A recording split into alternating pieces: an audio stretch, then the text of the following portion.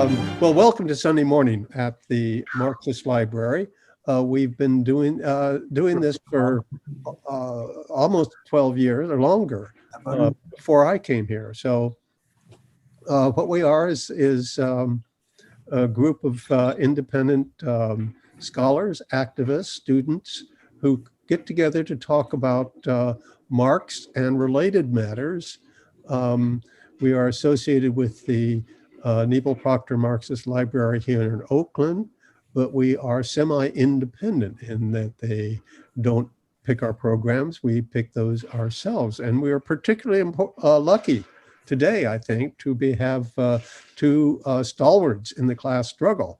We have our comrade Elazar Friedman here. He's a longtime activist in a variety of areas, and also Jack Hyman, who at the ILWU has led a number of really important strikes and activities down in the port. He's, as you know, the ILWU is kind of the Rock of Gibraltar here in Oakland.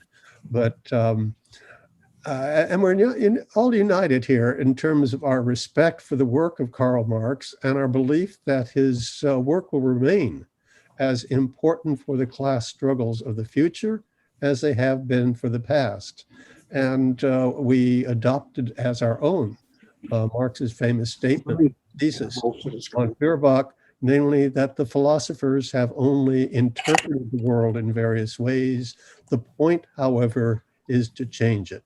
And I can think of no better exemplars for this saying than our two speakers. So welcome, and it's over to you, I believe, Elazar. Yes, good morning, everyone, comrades. So I'm going to be very brief in the beginning. My interest, or my recent desire to form a united front against American fascism, occurred at the BLM Black Lives Matter demonstration in front of Boise City Hall, June 30th, 2020. There was our demonstration was 100 to 125 or maybe 150. The other side, which were a mix of out and out fascists with swastikas on their biceps and Trump supporters, were well over double that number. They also had a motorcycle gang that came by slapping cell phones out of people's hands. They were punching women in the back of the head. They were armed. One of the armed fascists was our defense was very poor, was 3 feet away from me, and the cops were near me, and they winked at this guy. And then I thought of the position of Progressive Labor Party and Grover Furr not wanting a united front with U.S. Trotskyist group like the unfortunately imploding Spartacist League, the Internationalist group, and the Bolshevik tendency. And I thought of united front actions of these groups already historically. Okay, so in talking about it intellectually, the precursors to the evolution of the concept of United Front were already in the First International. They reached out to the British trade unions and to Auguste Blanqui and Joseph Proudhon. They had different models, they weren't Marxist, but nevertheless, they called for united action of the working class. Okay, another preview before it was called United Front was the Kornilov affair in the Russian Revolution, where this extreme right-wing general was attacking, and even the Kerensky government, who had colluded with Kornilov, was threatened, and the Bolsheviks offered a united action resistance. And Lenin said, we put our rifle on the shoulder of Kerensky aiming at Kornilov. And this was a very powerful action. There were ultra-lefts who opposed this type of thing, but Lenin wisely taught that. Another area that's often neglected is the Bolshevik Party's united front on the Menachem Mendel Beilis trial and torture. I want to say torture, mental torture. He was charged with killing a Christian child, Andrei Yushinsky, for ritual purposes. and it was the last attempt of the Tsar to stave off the revolution, converting it to anti-Semitism. The Bolshevik Party had combined this with the Lena mine massacre into a united front type action. Lenin said that the Baylis case, here's not his exact words, were a diagnostic tool to understand the Stolypin era. Stolypin was the foreign minister, the prime minister under the Tsar. Okay, so that's often neglected. Another one was the United Front, you could call it, when Narodna Volya was a terrorist people's movement that would kill the most brutal chiefs of police who tortured people.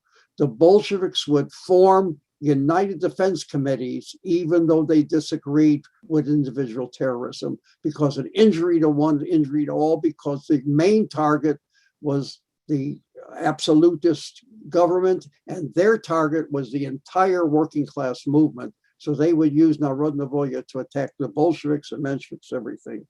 All right, the next one, and these are going to be very brief because the next one, the three that's important will come afterwards. The Cop Putsch, when the party's leadership was under Paul Levy, who was later expelled from the party and the International. At first, the KPD refused to join the demonstration called by Legian. I forgot his first name. He was the head of the SPD. He was the head of the working, their unions. And he called, and also the government called for it, for a counter general strike against the Cop Putsch. The government fled Berlin, went to Leipzig. Their lives were threatened there, and they went to Stuttgart. The reason they were safe there was because the party, the Bolshevik Party, had established a powerful connection with the Stuttgart metal workers. Okay, now, this is my own relationship to it, the Greensboro Justice Fund. In November 3rd, 1979, 5 of the leaders of the Communist Workers' Party, one of them a personal friend of mine, Dr. James Waller, were murdered by a combination of the Klan and the Nazis in what was called the United Racist Front, organized by Bernard Butkovich of the Bureau of Alcohol, Tobacco, and Firearms, got these two groups to fuse and played a role in setting up this assassination. There were other government agents. A Trotskyist, became the chairman of the Greensboro Justice Fund in Chicago, even though the Communist Workers' Party said themselves they were ultra-Stalinists. They called the Soviet Union social imperialist. In any event, I said I would take the job if they allowed Trotskyists who were willing to fight for justice for these martyrs, and they accepted it until they bounced me about a year later, put an arch-Zionist in my place. So that is an element of United Front. Okay, now we're going to go to I'm going to do it out of sequence, because the first two are the railway strike in 1922 and the Walter Rathenau murder, which both were done by extreme right-wing groups. Okay, I'm going to talk about the Madison Square Garden United Front. It's a very strange United Front. When the Nazis Bund under Fritz Kuhn on February 20th, 1939, organized a massive meeting inside of Madison Square Garden, spewing vicious Jew-hating, calling for fighting the Jews, control of the government, and getting rid of the Jews, and all that. The Communist Party was in a kind of a block with the progressive LaGuardia administration, even though he's a Republican. He was supported by labor groups. And they and most of the Jewish groups said, do not go to Madison Square Garden and confront these Nazis. Well, the Communist Party was on the order of 100 or 200, maybe even 1,000 times bigger than the Trotskyist movement in New York City and in the country. And nevertheless, the SWP called for a united working class counter demonstration around Madison Square Garden against these Nazis, okay? The Communist Party forbade their members to come. So did almost all the Jewish organizations. Nevertheless, thousands of rank and file Communist Party members came against the wishes and orders of their party. That is a type of united front that occurred in Germany. There were, even though the KPD, the Stalin administration, and the Comintern position was that the SPD, the socialists, were social fascists, and the main enemy, Hauptfeind, not the fascists, but the social democrats, who had colluded in the murder of Rosa Luxemburg and Walter Liebknecht, and later Leo Jochis, usually ignored. So here is the kind of, so factory committees would occur between SPD, KPD, Catholic workers at each factory against the Nazis, and the parties would threaten them. The KPD, SPD would threaten them. If you don't abandon this, we'll expel you from the party, because their line was that the socialists are social fascists. Okay, so they had this demonstration. Now, thousands and thousands of what we would call Stalinists were there. Therefore, they had to explain that to their rank and file, who raised questions in the party. Why the hell didn't we form a ring around the Madison Square Garden? Would have been thousands of times bigger. What happened is the little Trotskyist group and managed to get 50,000 people marching with them, carrying them aloft, and another 50,000 demonstrators came who were sympathetic to that demonstration. So really 100,000 people came to the Madison. The Progressive LaGuardia administration mobilized almost 1,800 mounted police to defend the Nazis, okay? And they attacked people, they beat them on the head, they drove their horses over them. So now V.J. Jerome, whose real name was Isaac Roman, from a Jewish family, was who I met in New York City when I first became a communist. Actually, probably not. He may have still been in prison. Depends what time. I think I met him. His picture looks awfully familiar. So he wrote that we didn't want to do this because we didn't want to be caught between the provocations of the Bund and the Trotskyites, who were their allies of the Bund inside the Madison Square Garden. He wrote other things too. He also then said that these demonstrators, the workers, the 50,000, provoked the police. But unfortunately for that lie, the nation who hated the Trotskyists, Trotsky called them the reptile breed of the nation, Jewish newspapers, and even the New Republic wrote that the police did the provocations and attacked the demonstration. Done with that. Now we're going to go back in time to the railway strike. It was originally called by DEV, Deutsches, let's see, I got it written down here. Deutsches Eisenbahn means iron highway. Verband, which means union. And but they backed down because the SPD and the USPD, which was a split off of the SPD, didn't support it. But unfortunately for the capitalists, the much larger, more conservative union, which I acronymed as RDEP, Reich, it was a union of higher level railway employees, and it was 270,000, and they called the strike.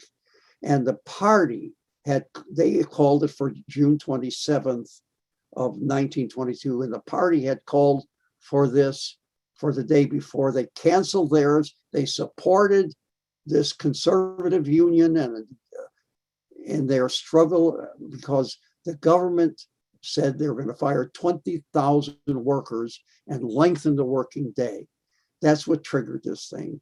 And these people had fought for a 40-hour week, believe it or not, and many other progressive things. And so the party, KPD, wisely, and this was under the leadership of Ernst Meyer. And he developed the concept of the open letter, which the leftists in the party, who later were expelled, opposed, but Lenin supported it, thought it was a very good idea to call on the working class and all working class parties to unite against the capitalist offensive.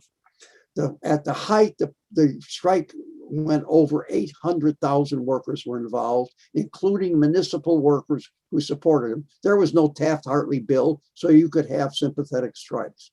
Nevertheless, the SPD, Ebert, the Social Democratic president of the Republic, said the strike was illegal and agitation for a strike was illegal, and arrested, just like Reagan arrested some PATCO leaders who supported him. They arrested this conservative union's leadership.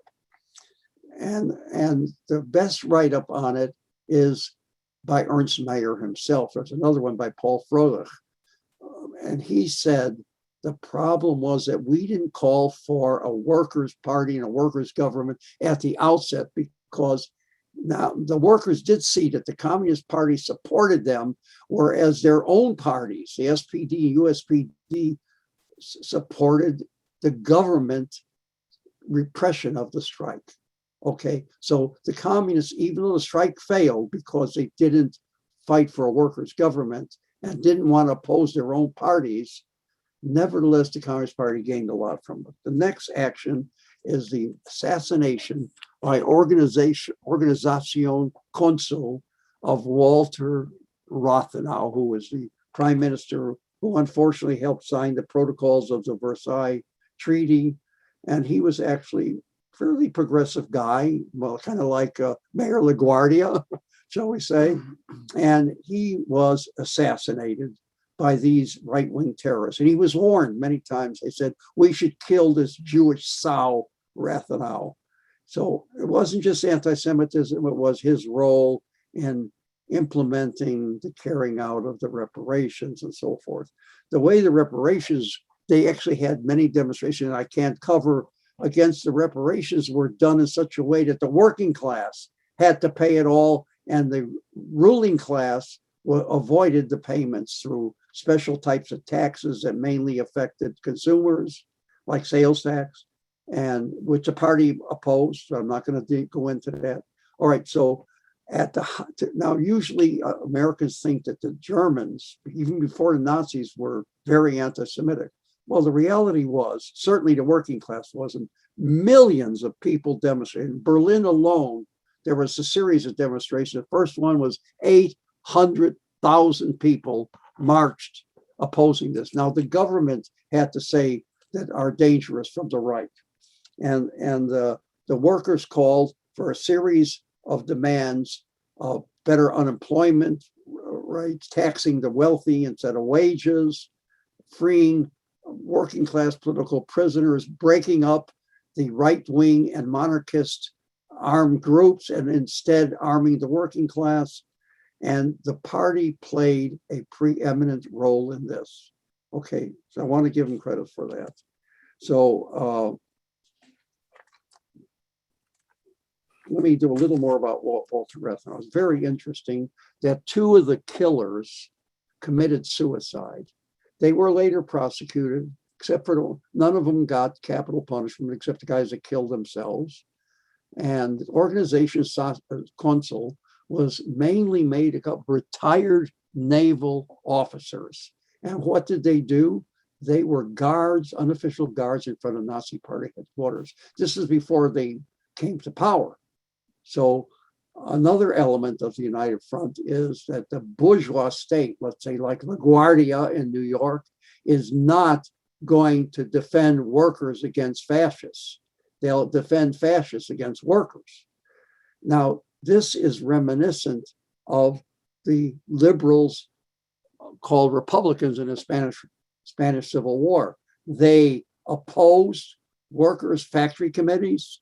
They opposed dividing the land among the peasantry, and they opposed independence for Morocco. And unfortunately, all members of the Popular Front government, including the communists, the POUM, who betrayed Trotskyism, many of the anarchists, CNT, FAI, they all went along with the Republicans in this despicable program that led to their defeat, not the silly thing that the Barcelona May days was. What they wouldn't even allow. The workers wanted to bomb the munition plants as they retreated from Franco forces, and they wouldn't, the Republicans who owned some of this property wouldn't permit that, and all parties to the Popular Front went along with that. That shows the difference between a Popular Front and a united front. A united front is an agreement of divided rear, march separately, separate slogan, right to criticize each other, but strike together against a common enemy. A Popular Front is a coalition watered down to go along with a Roosevelt or the Republicans or the radicals in France, which also didn't want freedom for any of the colonies. Also, by the way, the LaGuardia administration opposed the building maintenance workers union strike and the taxi strike, and the Communist Party went along with their liberal allies. That is not a united front. That is an anti-working class Popular Front, a front of betrayal. So that's really the end of my presentation. How much time do I have left, in case I want to add some comments? How much time till 30 minutes do I have left? You still have at least 7 minutes. 7 minutes, all right. So let me, even though someone else could introduce Jack, let me talk about the splendid work that I helped participate in, some of the work that Jack organized. The Pier 80 action, he's going to discuss, but I was there every day for 11 days. Jack played a very seminal role with Howard Keylor of the Bolshevik tendency, also a Trotskyist.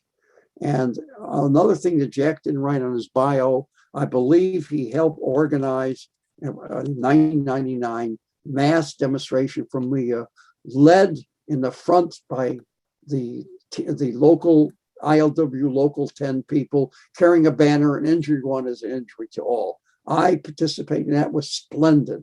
We took over the street. So the rest, Mehmet or whoever is going to introduce Jack, if they have this bio, should read, because he several times developed anti-imperialist war actions and many other class actions that I was privileged to participate in. Thank you very much. I'm turning it over to Jack Hyman. Jack Hyman worked 40 years in the maritime industry, first as a seaman in the National Maritime Union, and then as a longshoreman in the International Longshore and Warehousemen's Union, ILWU.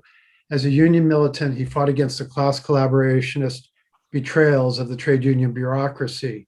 In 1984, he was one of the organizers of the United Front strike against a ship from South Africa protesting apartheid, an action for which he was fired, but won back his job.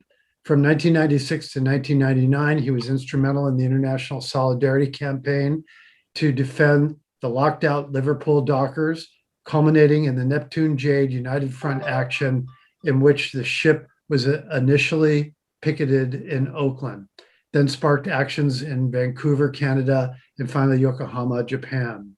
In 2002, as business agent in ILW Local 10, he organized a mass march of unions through the streets of San Francisco and rallies in the port of Oakland in defense of President Bush's threat to occupy West Coast ports with the military as he invoked the Taft-Hartley Act. In 2003, he spoke at the 2002 million strong anti-Iraq war demonstration in London, and later in the port of Oakland was beaten and arrested by police, with scores of others protesting the war is for profit, workers can stop it. In 2008, Longshore workers got their revenge, unprecedented action. The ILWU shut down the West Coast ports to oppose imperialist wars in Iraq and Afghanistan. Hyman drafted that resolution for the union at the behest of the Trotskyist International Group. In 2010, again, Hyman was key to Local 10 shutting down all of the Bay Area ports to demand justice for the family of Oscar Grant. Later that year, in violation of the Taft-Hartley, the union took the same action in solidarity with the besieged Wisconsin state workers. Most importantly, in 2017, encouraged by the internationalist group, Hyman wrote the resolution that called for the union to mobilize and stop the fascist Patriot Prayer Group from holding a white supremacist rally in San Francisco. Patriot Prayer canceled their rally. In 2020, he helped organize the ILWU's massive Juneteenth protests in the wake of police killing of George Floyd. All US and Canadian West Coast ports were closed, calling for an end to police terror and systematic racism. Angela Davis, now an honorary member of the ILWU, spoke to 20,000 demonstrators in the port of Oakland. Okay, so I'm going to go ahead and share my screen and play the first minute and 40 seconds of the video.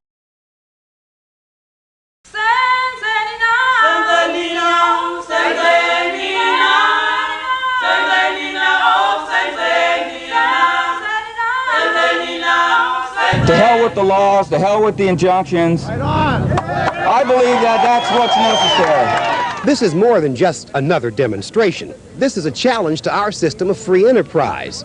Here you have millions of dollars worth of goods on a ship back there, and people here saying that if you do business with South Africa, you can't do it here. This money is made off the most extreme exploitation of the black people in South Africa. Families are divided, people are being pushed out. It's like if you were in California and people were pushed out on the Mojave Desert and put in tin shacks with no way to grow food and no way to live, and they die. Every minute in South Africa, a child under 5 on the average dies of starvation. I've been aboard this ship 3 times, and I'll work any other. Matter of fact, I was in the gang that discharged the Australian cargo. We have no quarrel with the people of Australia. We have no quarrel with Ned Lloyd Lines. We have a quarrel with the South African government. It's got the blood of the courageous youth in Soweto that stood up against the vicious, racist apartheid regime. Of this administration of this city for passing paper resolutions against apartheid and then using the police force to remove people and workers who are trying to strike an economic blow against that regime. It was a Longshore courage in deliberately violating the Taft-Hartley law and the union contract that made that successful. Okay, well, I think Les did a good job of explaining the difference between a united front and a popular front. And it's most clearly encapsulated in, as he said, Lenin's saying, march separately, strike together.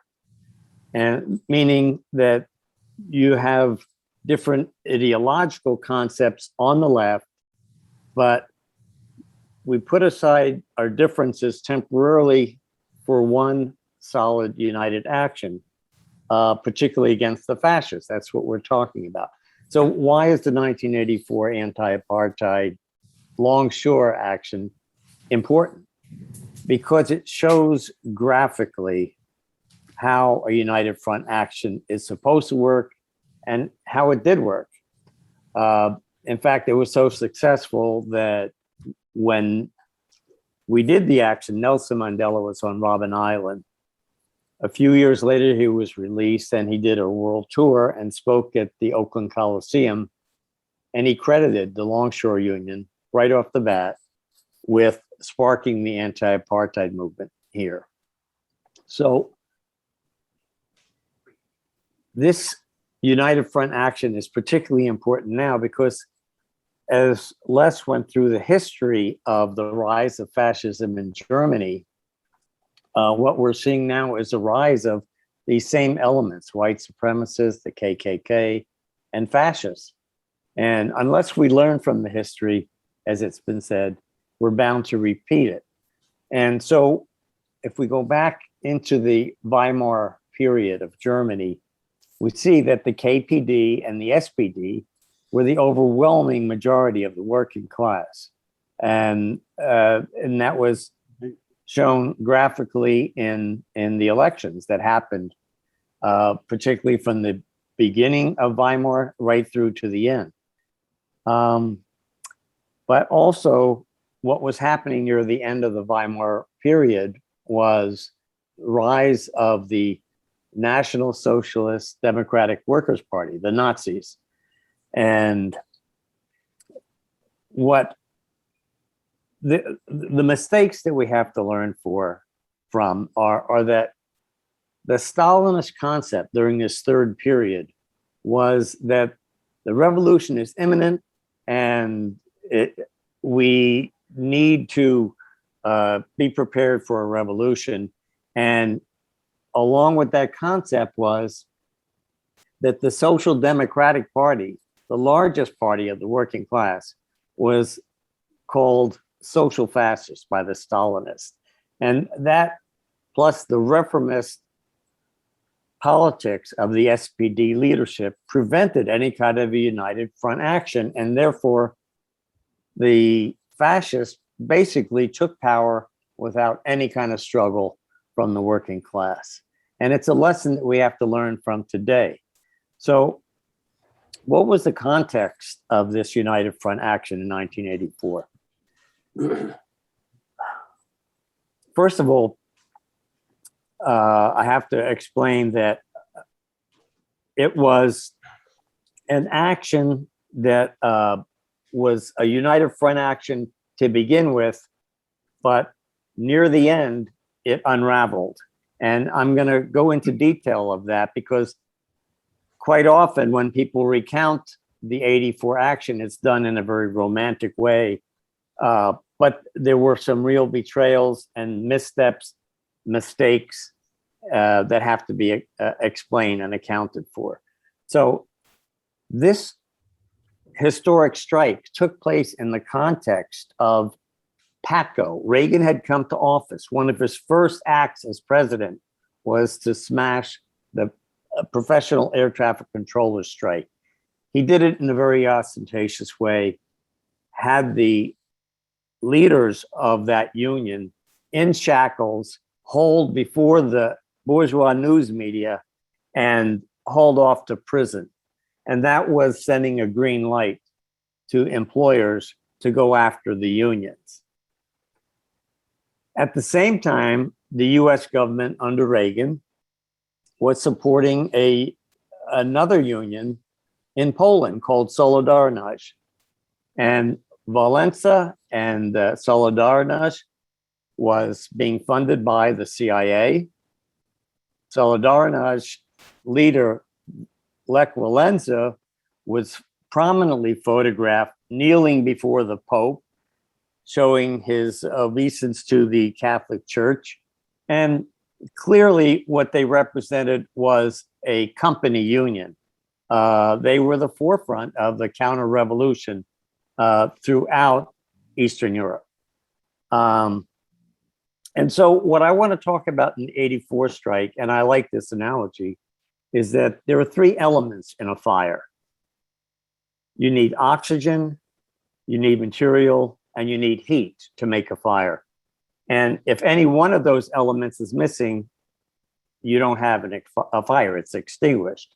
So I see Leo Robinson as the oxygen because he's Black. He's a prominent leader of the predominantly Black Local 10 membership. And he did a lot of work in providing education to the members about the horrendous conditions that the overwhelmingly Black and colored population of South Africa was suffering under. The material, I give credit to Larry Wright.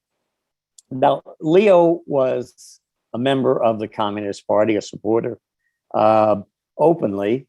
And there were others like Archie Brown, longshoreman who fought in the Spanish Civil War, whose case went all the way to the Supreme Court because under Taft-Hartley, you cannot be a communist and be a leader, an official of a union.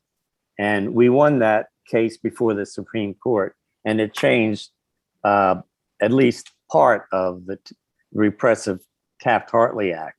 And then Larry Wright, whose father was an official in the mine, mill, and smelter workers, which was one of those unions that was busted, destroyed by the government because of alleged communist leadership. I thought Larry represented kind of the material basis of a fire, and that is he showed the films. Unfortunately, we didn't have any audio, but Larry was the first one speaking in that clip, and he showed the video of what conditions were like in the Bantustans in South Africa. And that really helped educate many of the longshore workers who were sympathetic to the plight of Black and colored in South Africa. And then finally, the third element to make a fire is the heat or a spark. And that was Howard Keylor, because we could have the education and the consciousness of workers understanding what the situation was in South Africa, but without a resolution, without a motion to take action, the fire doesn't happen. And Howard sparked that by introducing a resolution to strike against the next ship that came in from South Africa, to strike against the ship. Leo amended it to say to strike against the cargo.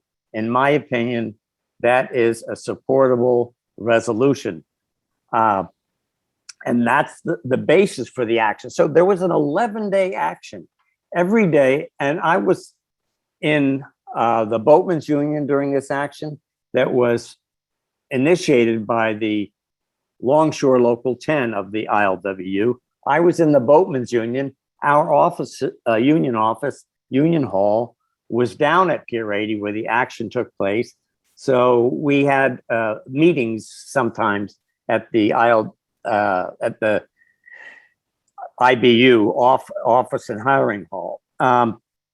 So what happened was we agreed every day when we had a meeting of this organizing committee that we knew an injunction was coming down.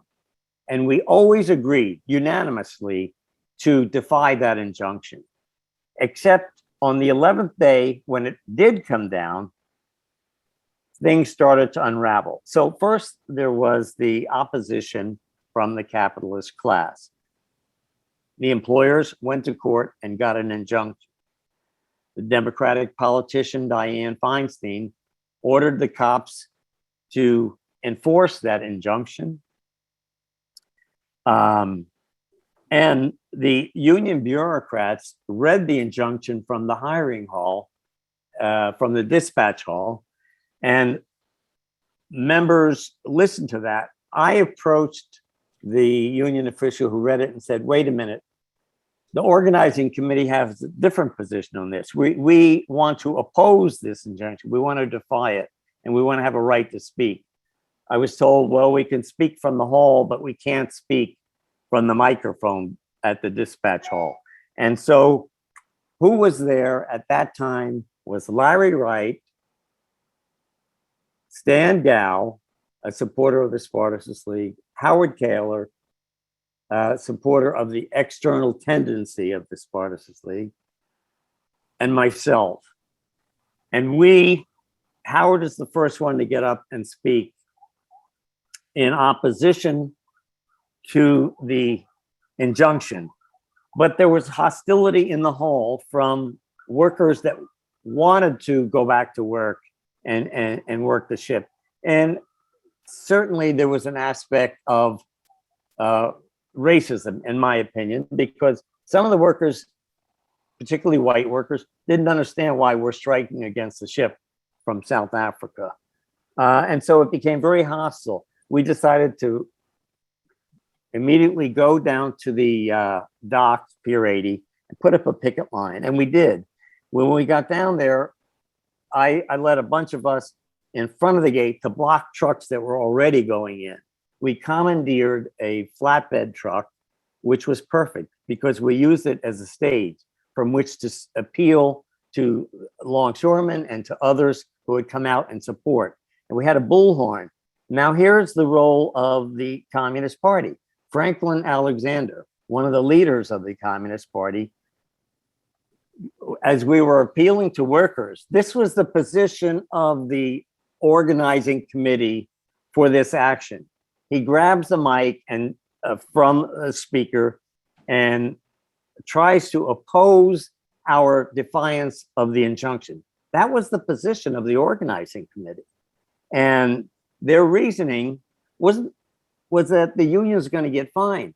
And you can have that position, but that's not the position of the organizing committee that was running the action. And Leo wasn't there to speak.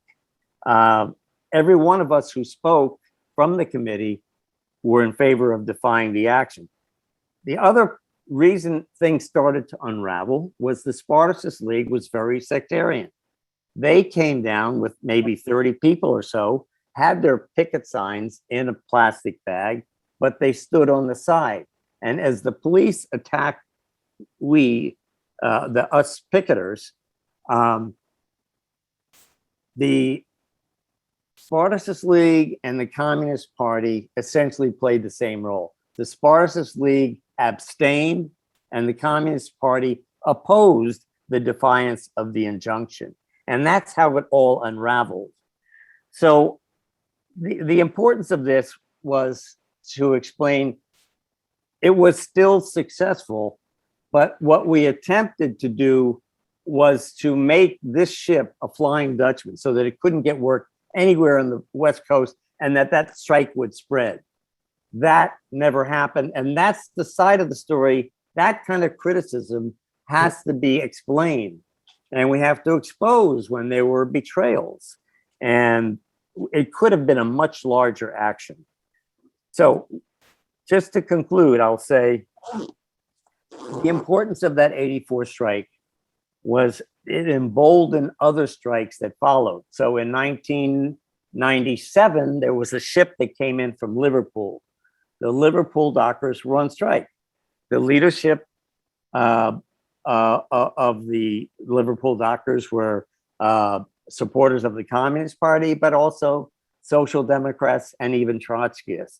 And it was a very militant struggle. We, in the Port of Oakland, were supportive of it. And in order to get around Taft-Hartley consequences, because the 84 strike was in defiance of Taft-Hartley. In order to circumvent that, a community picket was set up of people from the community and activists and retired longshoremen. And longshoremen honored that strike of the Neptune Jade, which became an international strike that scared the hell out of employers because it showed the power that workers would have if they actually implemented the slogan, an injury to one is an injury to all. That calls for international solidarity. We stopped the ship in Oakland. The employers took it up to Vancouver, Canada, because they could not find a port in the US to work it on the West Coast.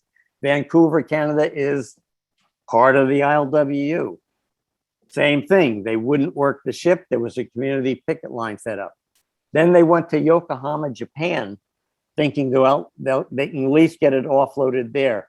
That didn't happen because we communicated with Yokohama. The longshoremen there already knew what was going on. And for the third time, that ship was refused to be worked by longshoremen, by dock workers. Finally, it had to go to Taiwan, where it's basically a company union. It wasn't really a company, it was non-union. They changed the name of the ship, and that's how they finally got the cargo offloaded. So that action in '84 against apartheid inspired other actions that followed. I think in terms of the discussion today about fighting fascism, it was 2017 that's perhaps the most relevant, because it was then that Patriot Prayer, the fascist group, was coming to a union town, San Francisco, to hold a rally. The internationalist group, which has been very active up in Portland and fighting against the Patriot Prayer,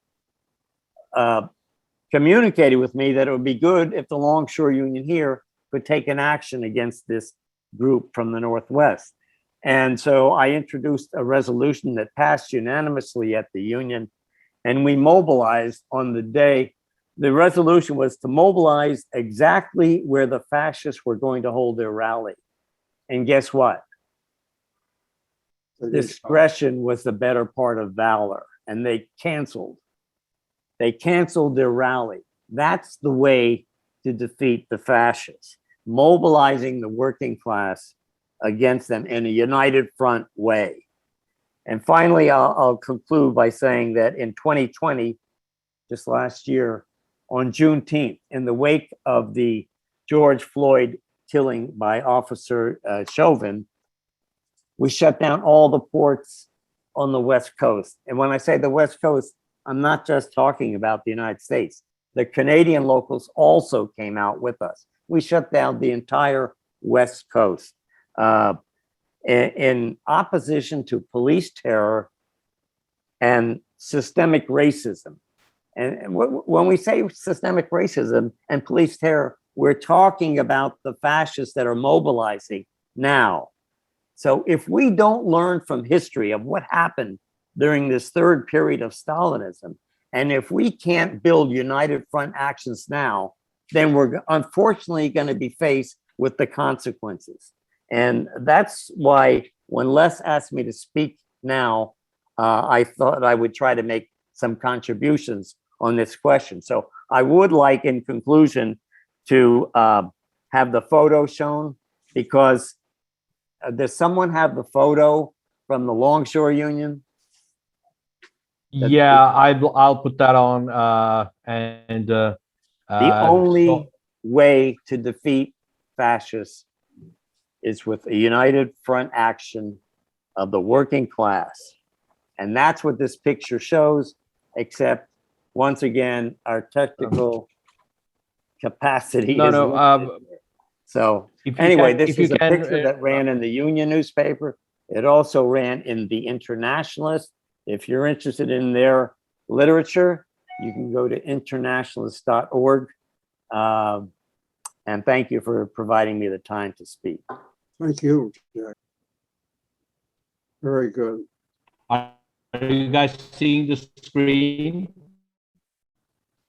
That's what a united front looks like. It's the Longshore Union. So there's other unions there, and even a union from the Painters Union from Portland came down to participate in that mobilization against the Patriot Prayer. That's our hiring hall.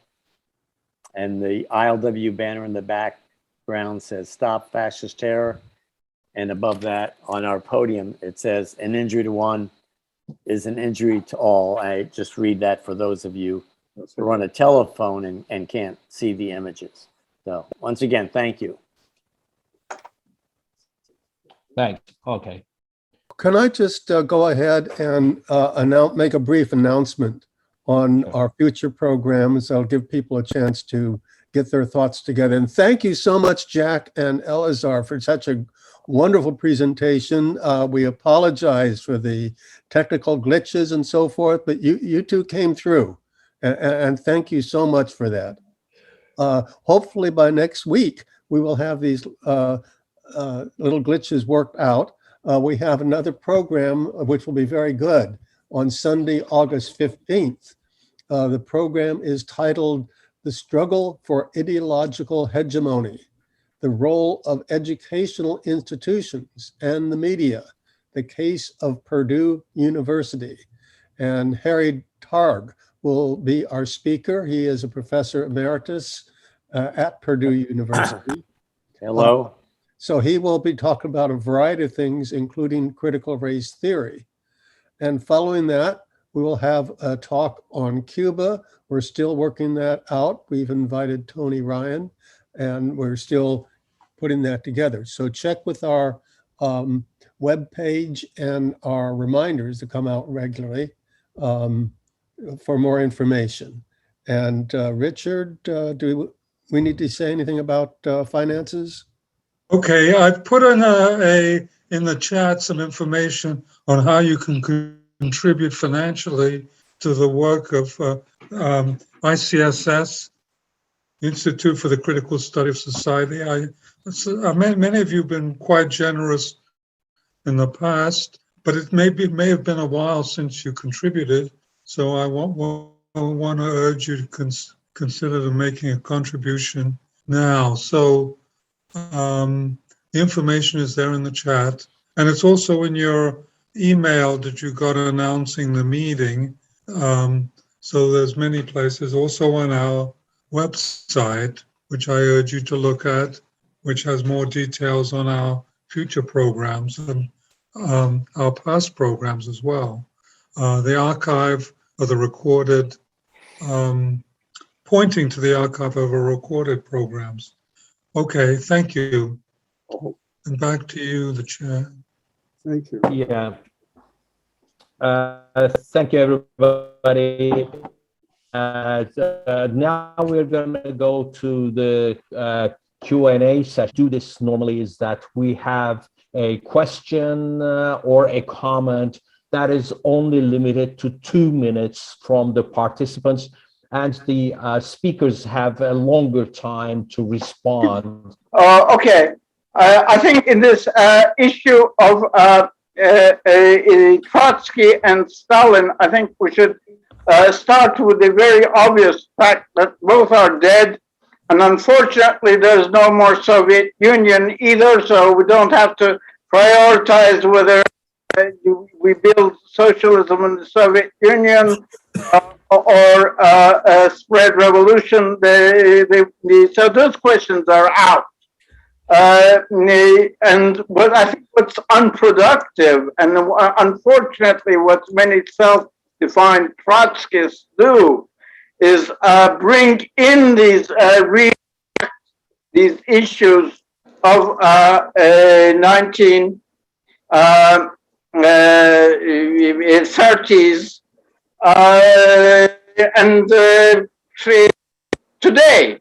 And I think that's very unproductive, and I think that's one of the when making united actions, whether called United Front or whatever, that include self-identified Trotskyist group, and not all of them, but a significant number of them, is that they bring up issues, and they also have a laundry list of other issues that they demand that in every action should be mentioned.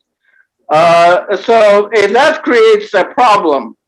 And I think that's really, from my perspective, that's the main problem with Trotskyist group. Now, sometimes this doesn't happen. And in those cases, it's productive. We don't mind them. We don't care what they say about the 1930s or other policies, but we concentrate on the issue. So I think it should be addressed this way. I think this bringing up the 1930s again is unproductive. It was a difficult time for all. I'd like to respond to that. Hello? Yeah. Yeah, I'd like I'm to going to go respond. ahead and I'm going to run the number one Q&A part part of of the what meeting right now. inspired Mehmet is also, go ahead. about- Go ahead, Elazar. Can people hear me? Yes, I can't hear you. Can you hear me? yes. Well, why are you coming through so faintly? I don't understand. Any event, there is a scholar named Grover Furr, and also organizations that spurned the concept of what happened at Pier 80. That is, several members of the Communist Party. They didn't mention Alex Bagwell, also longshoreman, also a member of Communist. They didn't mention John Fromer, who was a member of the Communist Party, who sang at the pier and supported the action, who I knew personally. And there were leading Trotskyists there, and they carried through a class solidarity action. That's what I wanted. Grover Furr and Progressive Labor say you cannot have a united front action with Trotskyist lying megaphones in the left. Well, I say the way to expose a lying, look, the SPD in the early phase had already colluded with the Freikorps and murdered communists. The police chief, Zorgiebel, murdered communists in the Blutmai massacre on May Day, 1929. Nevertheless, the rank and file workers of the SPD can still be gotten into United Front if you confront the leadership with the need to oppose fascism. So I disagree with Yusuf. Right now, there's a force named Grover Furr and others trying to fight against what we did at Pier 80 and others. And I want to mention another thing. In 1945, after the war, I don't know the exact date, the US government went after the Communist Party on the Smith Act and indicted them. Previously, before the war, the Communist Party wrote a brief for the Department of Justice and attached to a brief against the Socialist Workers' Party Trotskyists under the Smith Act indictment, and appended to this document that they wrote to assist the Department of Justice, which is tied to the FBI, in the conviction of the Socialist Workers' Party Trotskyites. They appended the internal discussion bulletins of the Socialist Workers' Party, even though, and they went to prison. Now, even though they had betrayed the Trotskyists to the common enemy, that is a US capitalist class, nevertheless, when they were under indictment, the Trotskyists called for a united front defense of the Communist Party under the Smith Act indictment. Now that is necessary. If you want to, if Trotskyists really are what you say wreckers, the way to expose them is in a united front. You march separately, you criticize separately, but you strike together. And if they falter, if they did like what VJ Rudron said, that they were in league with the Bund inside, which is a goddamn lie, excuse my language for the expletives, but I am from Chicago, then the way to expose them is in a united front action. And that's why it's necessary. The way to expose the social fascists would be to have a united front with the leadership and the rank and file, and show the rank and file what capitulating sellouts the SPD was. They didn't do that, and the price cost, that error of social fascist concept, was a 50 million person error. 50 million people plus died in the Second World War, including the industrial murder of over 6 million Jews. Thank you very much. Okay, next, Steve Zeltzer has his hand up. If you want to go ahead and unmute yourself, Steve, and ask your question. Yeah, well, I was going to make some comments here. You know, I don't agree at all that the lessons of the 30s and the 40s are not relevant today, because we have a rise of fascism. And I think that that's a serious issue for the working class. And like the 30s and 40s, there are those who say, you know, we should rely on the Democrats. The Democrats will save us. This is the trade union bureaucracy in the United States who don't want to mobilize the working class. Now, talking about a united front, there was a struggle in the Vermont AFL-CIO for a general strike against a coup by Trump. And the Trump came down on the Vermont AFL-CIO to crush it. So this raised the question of a Labor Party. This is another thing that I would say there are people who don't want to fight the Democrats, who don't want to fight for a united front for a Labor Party, and they were going to rely on the capitalist politicians to defend the working class. And I think the lessons of the 30s and 40s is we have to rely on the self-organization of the working class to defend working people. And there is not the Soviet Union, but there is China, which says that it is developing socialism. And China is actually supporting the WTO. It supports the economic institutions of capitalism internationally, and also is against working class movements around the world, particularly in Namibia now, in Africa, where it's exploiting the working class and just attacking unions, like in Namibia. There's going to be a rally on Friday at the Chinese consulate to demand that they stopped attacking the unions, union busting. They even surrounded the home of the lawyer and cut off his electricity and water. So the relevance of history for those who call themselves Marxist is important. And if you don't look at history to learn the lessons of that for today, you have a serious political problem.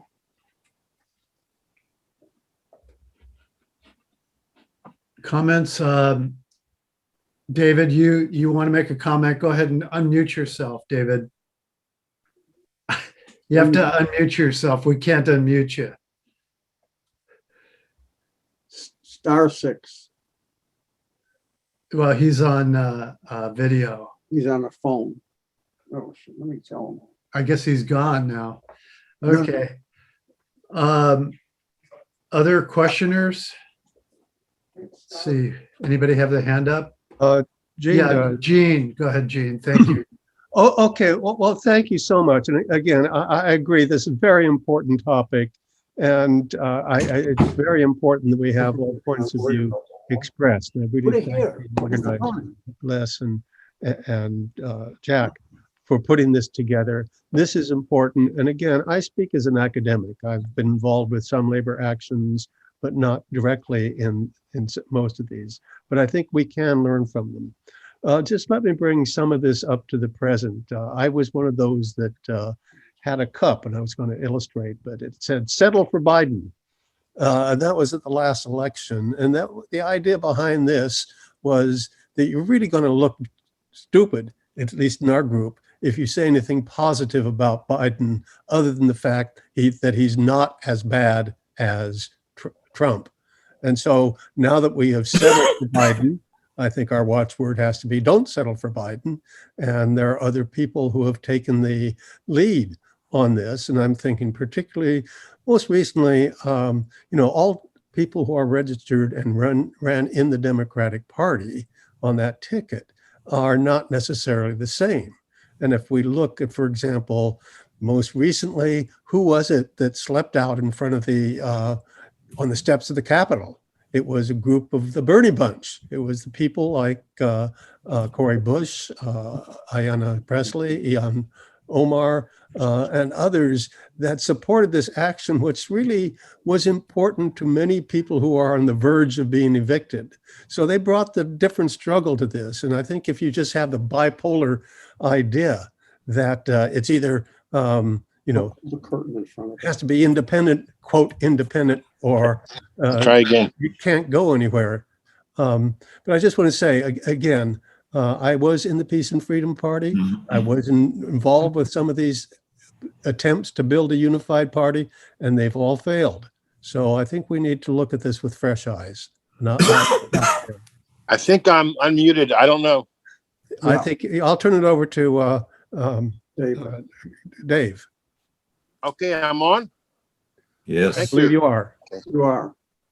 I think it's critically important for the left to build united fronts when it can to attack the capitalist class, fight for socialism, and fight for our freedom.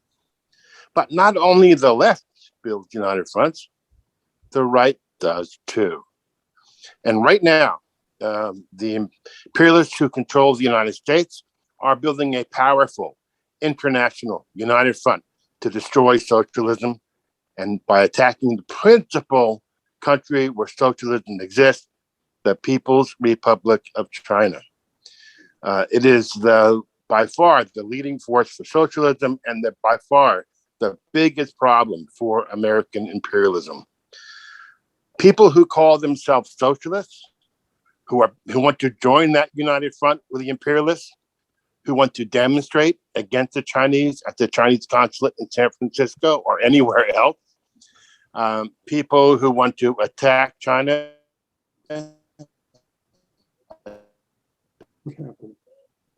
Computer, the whole system broken down. David, your audio, turn off your video, David. I think your audio isn't coming through. Go close to the phone. Go close to the phone.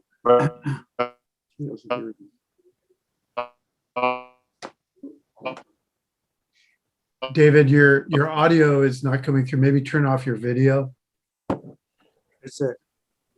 He needs to go talk too close to the phone. Yeah. We can't hear him. Okay. So until David gets back on, I would like to Go ahead, Elazar, go ahead. Though I consider Steve Seltzer a comrade, I disagree with his characterization of China. I consider China a worker state that has bureaucratic deformations, but has undergone an evolutionary change, retracting a lot of the counter-revolutionary stuff they did working with UNITA against MPLA and the Soviet Union and the Cubans in Angola. They have restored, they have renationalized some industries. It's not a foregone conclusion that the PRC is fully capitalist restored. So I still call for united front defense of the Chinese Revolution, despite the fact that it's deformed. So I'd like to give another example of that. There's a party who calls themselves Trotskyists, and in certain ways they are, the Freedom Socialist Party, that recently wrote the most atrocious thing about the counter-revolutionary demonstrations in Cuba, supporting it. And they have not yet apologized or rectified their error, even though La Lucha criticized them in a principled manner. Well, let's say that that is the case, and it is the case. They've had a terrible position on Cuba, but let's say they now are turned around and indicted by the government for some other thing. Nevertheless, even though we hate that putrid article that they wrote, we must defend them from the major enemy, the capitalist class. That's another element of United Front. So Narodna Volya in Russia murdered chiefs of police, usually torturers. But the Bolsheviks always fought United Front actions and what do you call them? Defense committees. Same thing with the Jewish capitalists in Russia. When the workers went on strike, the Bolsheviks supported that strike. But when the Black Hundreds heard of that strike and start running off anti-Semitic literature, and the workers start talking about killing the Jew, the Bolsheviks defended the life of that Jewish capitalist as a member of an oppressed minority. So all of these are elements of United Front, and you must understand all aspects of it to do revolutionary work against the capitalists, the racists, the white supremacists. And I've been part of many such actions against the Klan and the Nazis. Some of them were adventurous and stupid. Some of them were disciplined and working class United Fronts. Thank you. Okay, I think what we ought to do now is maybe just go ahead and open up if people want to raise their hand. Actually, Ricardo, you go ahead and unmute yourself and ask your question, make your comment. Ricardo? Yes, I just want to say a few things. I mean, the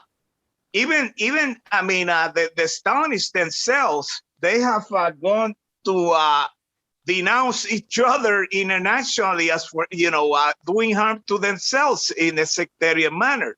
As for example, Mao called, the Soviet Union, which was a worker state, a capitalist state. As for example, which and sided with the U.S. in this, disgraceful campaign. Mao making deals with Nixon, while the U.S. was bombing the Vietnamese, and Enver Hoxha calling first the Soviet Union social imperialist, and then turn around and calling China, imperialists and capitalists.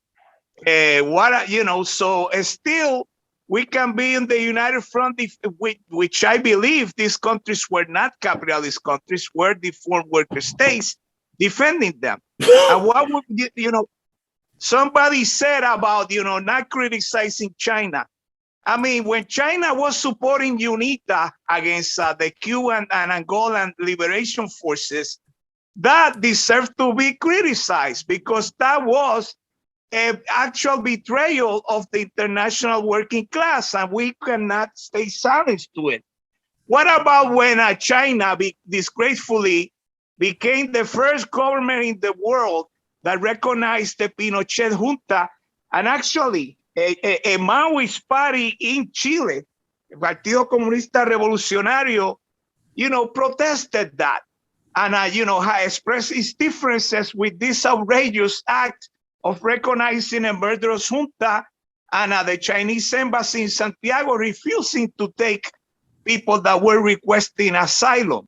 So those, regardless of who the hell makes these treacherous acts, they must be denounced and condemned by anybody that, will call itself a communist.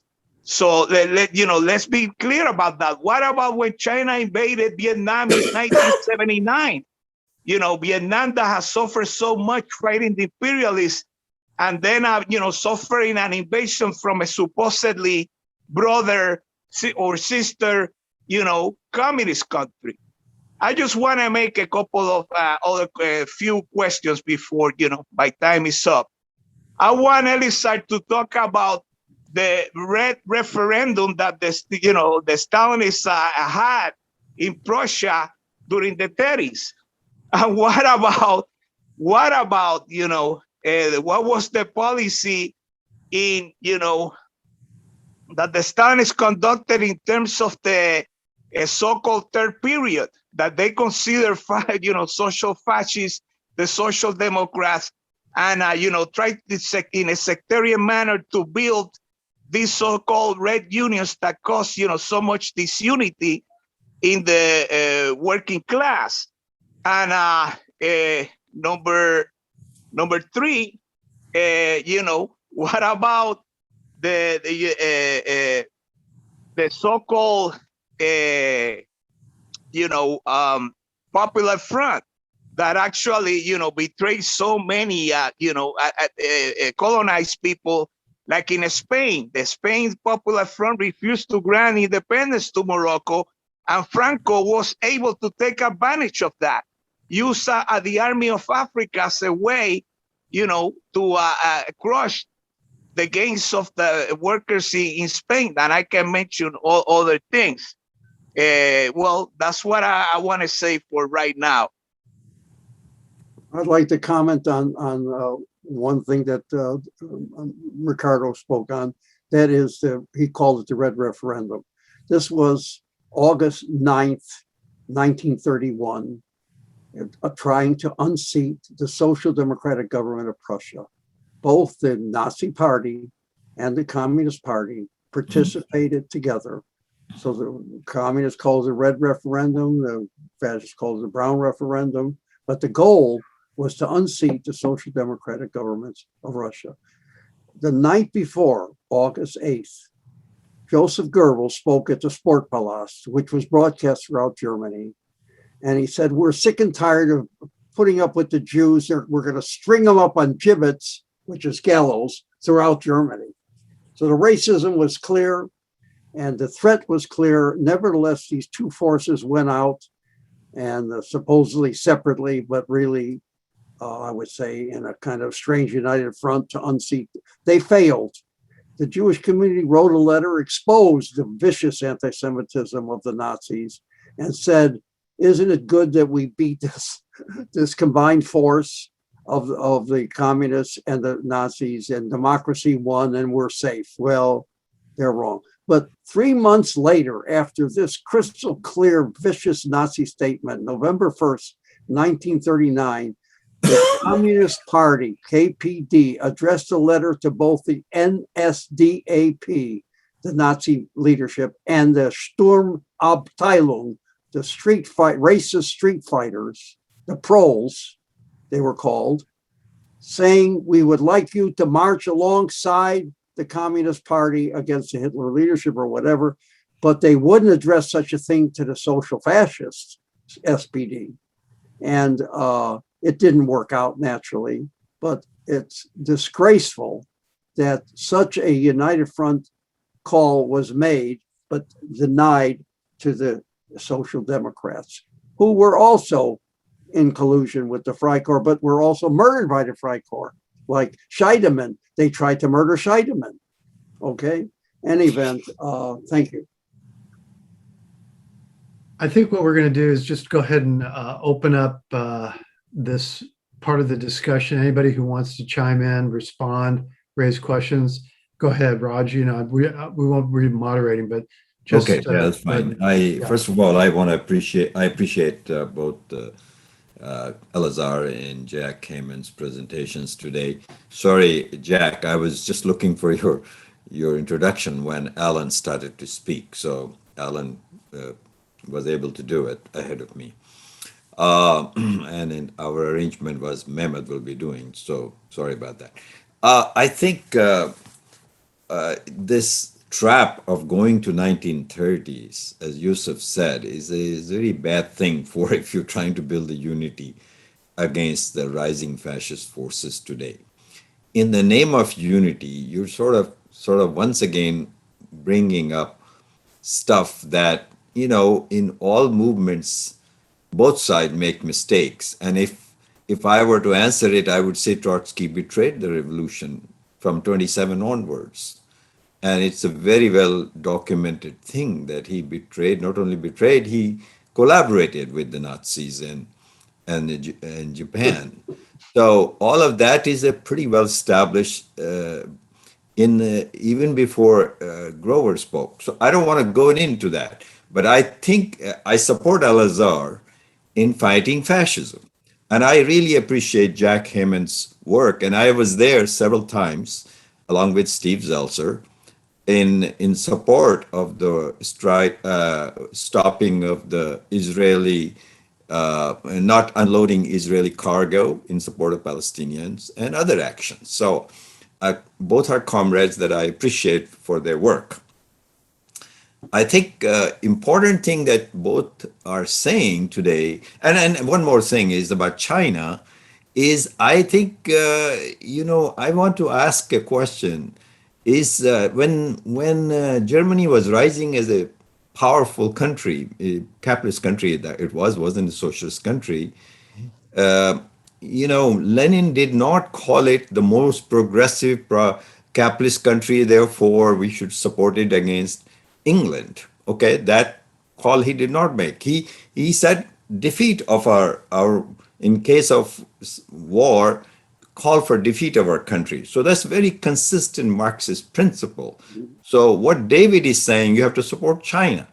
And Steve Zeltser has correctly pointed out, and I think another comrade here pointed out that what China has installed is a party-run state, no question about it, but it's a very large capitalist operation and it's exporting capital. So there are contradictions that cannot be overlooked. And if Marxists start justifying capitalism as socialism, then where will the hope be?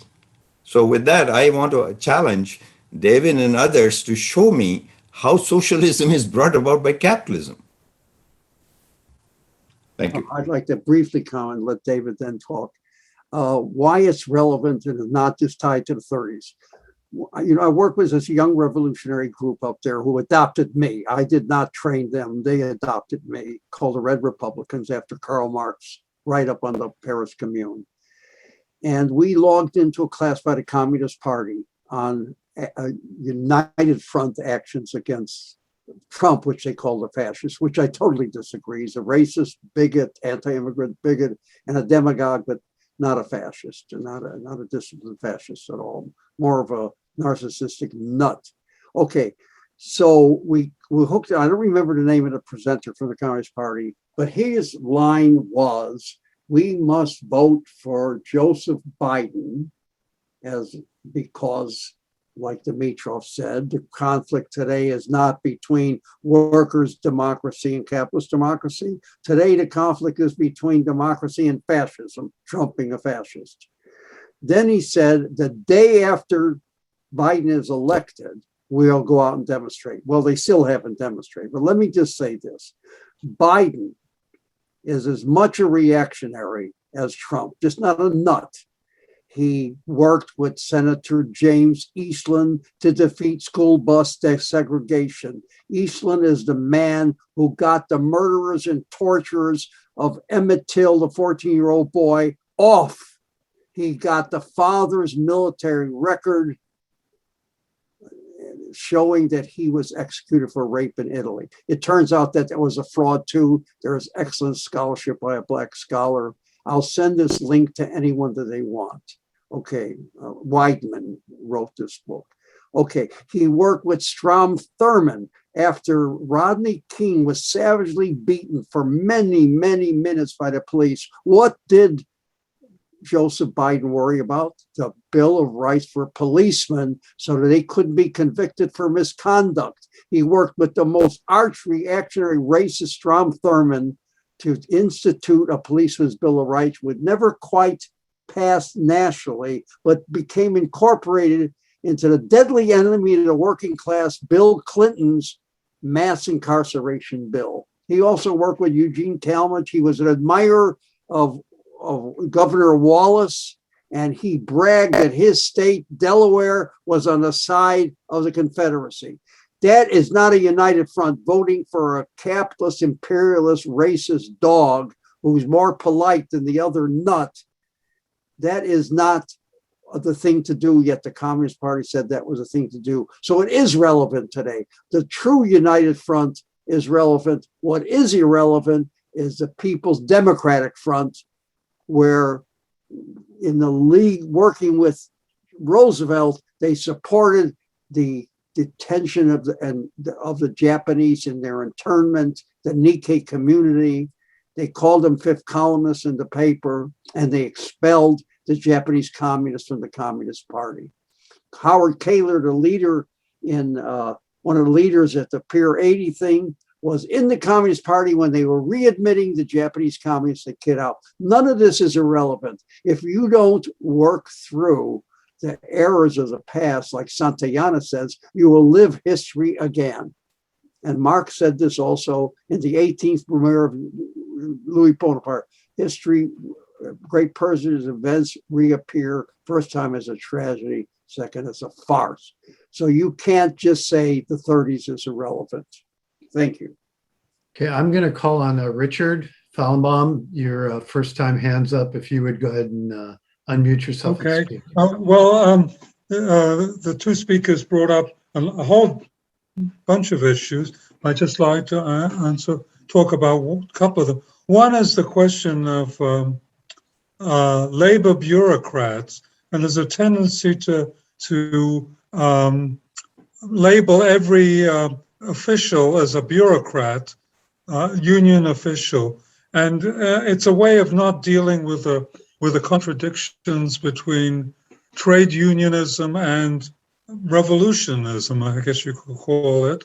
The necessity of of trade union consciousness among workers, and so there's a tension there between the members of within the members of the ILWU and the union leadership about trade union issues and the apartheid issues, and you can't just deal with it by saying one group is, one course of action is sellout and one isn't.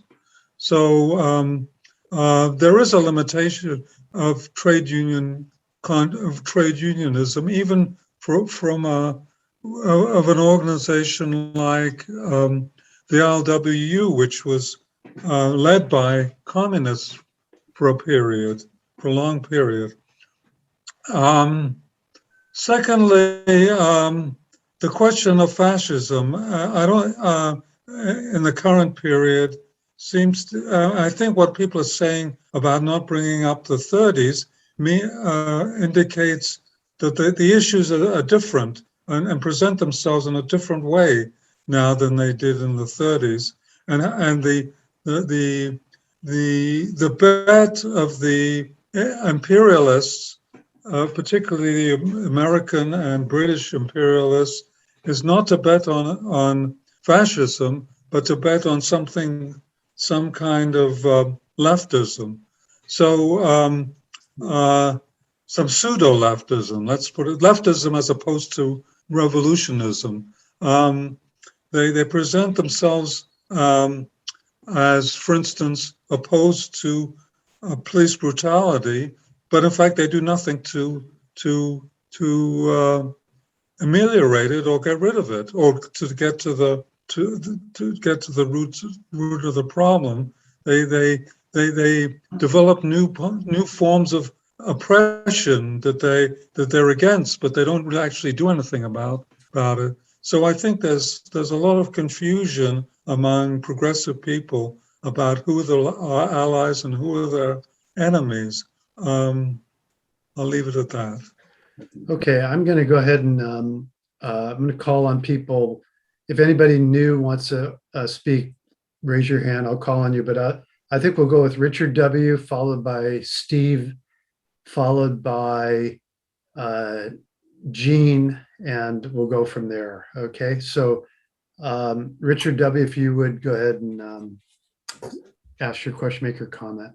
Yeah, I wanted to explore this idea of a united front against fascism a little bit, and I guess my question is, back in the in the early stages of the George Bush administration, we had the march in Seattle, and that was not a march. Well, first off, I assumed that is an example of a united front, where you had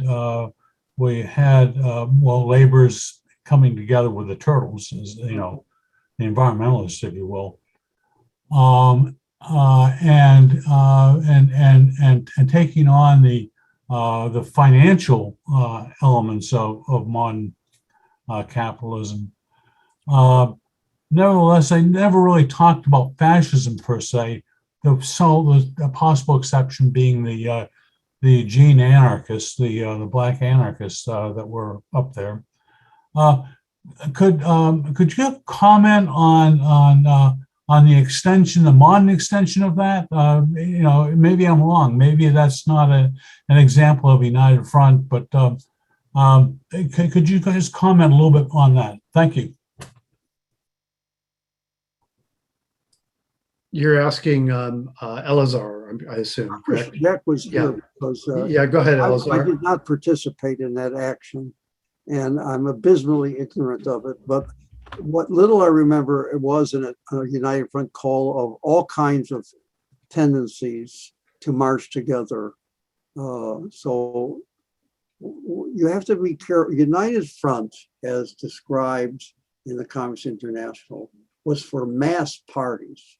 The Communist Party had to have enough weight, like 30% of the workforce, where the Social Democrats would have 70 or 40, 60, enough so could actually influence political outcomes. So what we're talking about in the United States is United Front type actions, that they have the elements of an injury to one is an injury to all, march separately, strike together, the right to criticize each other, the right to present your own program. So when the KPD supported the railway strike, and let's say the Walter, they played a very excellent role in the mass demonstrations against the murder of Walter Rathenau, a conservative, he was an SPD person, in calling for actions against the right, disbanding the right-wing death squads, building workers' demonstrations, and they got kudos from that, and they got members from that. So they played a role. But I don't know the Seattle event, but any communist should have been part of it. I should have been there, but I don't remember if I was in the country when it occurred or not. I may have not been. I may have been in France at that time. But the point, I joined demonstrations in France against Sarkozy's attempt to make people that work, I forgot the name of the law, if they worked for 2 years, then they could be fired without cause. So the whole of the French working class rose up. At the same time, they didn't defend the demonstrations of Algerians out in the banlieues of Paris, and the racist stuff that was being done to them by the cops. So nevertheless, it's a supportable action. It isn't complete. So like the speaker said, Pier 84, Howard Keylor voted to stop the ship and not unload the ship. Leo Robinson of the Communist Party watered it down, saying not to unload the South African cargo. Well, that's a support. I don't like it.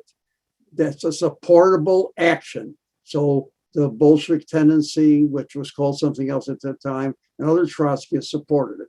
Now, there are Trotskyists that have taken counter-revolutionary positions like ISO. We're on the barricades with Yeltsin, okay? They betrayed Trotsky's position that the Soviet Union, till its last gasp, was some form of a worker state and had to be defended from it being in the bullseye view of US imperialism, trying to militarily destroy it, economically destroy it. And so the section of the Trotskyist movement I was called Stalinist by other Trotskyioid milieu people.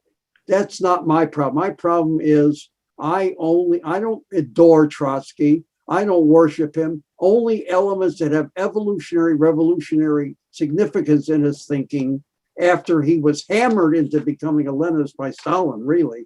He really wasn't a full Leninist until Stalin battered him around. So that's what I defend. Permanent revolution, united front, and it's not irrelevant, although I respect Yusuf, it is not irrelevant for today, the struggles of the working class in the 30s.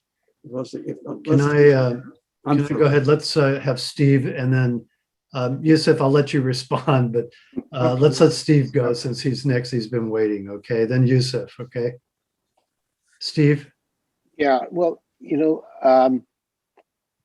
we don't have mass working class parties in the United States as there were in the 30s and 40s. So what can revolutionaries and socialists do to build a working class movement? We do have a rising threat of fascism, and there's even a disagreement about that among some people. Some people who consider themselves Marxists don't think that the attempted coup and insurrection was a real threat. They believe that was just a minor thing. I don't agree with that. I think that there is a move in the section of the capitals to set up a fascist or Bonapartist regime in the United States. So we need to unify the working class politically to defend our democratic rights. Now, that means you're going to unite with people who support the Democratic Party in the working class. But the program of a united front says that you have to unite the working class, the unions. Now, why are the unions important? Now, of course, all the union bureaucrats are not the same, but the union bureaucracy in the United States plays a role as a transmission belt from the capitals. They openly support US imperialism and the encirclement of China, the encirclement of Cuba, the encirclement of Russia. They take money from the CIA through the National Endowment for Democracy for overthrowing revolutions. And they're opposed. They refuse to oppose the military budget of the United States, and it's bound with their support for the Democratic Party. Now, the point is that because of this crisis, now there's a section of the union, small section, the Vermont AFL-CIO and others, who said there should be a general strike against an attempted coup. Now, think about that. You face a possible coup in the United States, insurrection, and Trumpka and the union bureaucracy says we should mobilize workers against it. We should rely on the Democrats, send them emails and telegrams to do the right thing. That appealing to the Democrats to save a bourgeois democracy is going to have any effect. It's ludicrous. So this struggle now, particularly, is a struggle not just in the working class as a whole, but in the Black working class and brown working class in urban areas, because they face the massive attacks whipped up by Trump and racists and Nazis to attack them and to set up a racist state. That's what's going. So how do we deal with that? Well, we have to work in the unions to support those unions that are fighting the union leadership that support the Democrats. We have to unite if the fascists come with workers, defense guards, and to organize workers organizationally. And we have to fight against imperialist war. So I'm against US imperialist threats against China, even though you can have a difference on what China is. That's, people have differences. But the point is, we as American socialists have to oppose U.S. imperialist intervention anywhere in the world. The United States has no right to put sanctions on against any country in the world. And I think we could have a united front around that against imperialist war, which the United States is moving towards. That is the solution to the capitalist crisis, and that's war, imperialist war. That hasn't changed. And despite the leadership of China saying they want peaceful coexistence, the United States is moving towards imperialist war. So thanks. That's critical. Anyway. Okay, Yusuf, do you want to go ahead and unmute yourself? And first of all, I didn't say what happened in the 1930s is completely irrelevant. You should be forgotten about. Yeah, you study it, criticize it, you reevaluate it. That's perfectly fine. But finger pointing at organizations that you did this in the 1930s, you did this at such and such a time, that's completely unproductive. And it's also unproductive, like say, well, China did that, the Soviet Union in more recent times. Those, I think, are all unproductive. What you study, what you discuss privately should be different from what you say go out in public. I think this is should be an element in an army.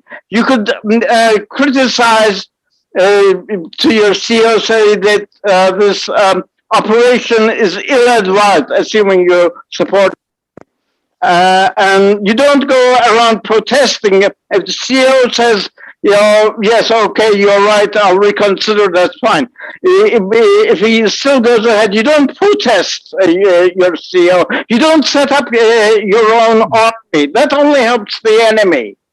So if you want a united front, you don't say, well, the army in such and such a date went to war against the such and such, and it's a rotten army. How could the one support such an army?